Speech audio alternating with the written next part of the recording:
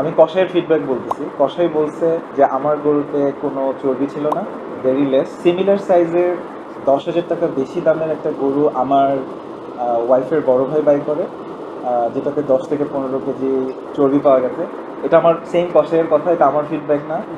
আমার কসাই আমাকে বলেছে গরুটার মাংস আহ, অনেক টেস্টি হবে। আমি সত্যি কথা বলতে 2 টুকরো খাইছি এখন পর্যন্ত, এবং আমার কাছে খুবই ভালো লাগছে।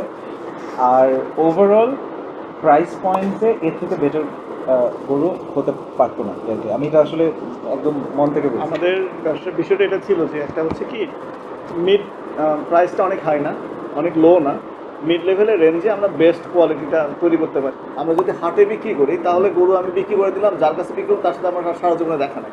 আমি গরুতে চর্বি পাইলো কি পেলো না এটা কোনো ম্যাটার করে না। কিন্তু আমাদের কাছে কুরবানি হোক বা অন্য সময় আমরা যেহেতু সারা বছর মাংস বিক্রি করি, সারা বছর মাংস বিক্রি করবো, সো সারা বছর জুড়ে এবং কুরবানি সহ আমাদের কোয়ালিটিটা মানে একই রকম রাখা, কোয়ালিটি মেনটেন করাটা আমাদের জন্য খুব জরুরি। এটা এটা খুব ফ্রুটফুল হয়েছে, এবং এটার রেজাল্টটা হচ্ছে আমার ওয়াইফ অ্যান্ড আমার মা বলছে গত বছর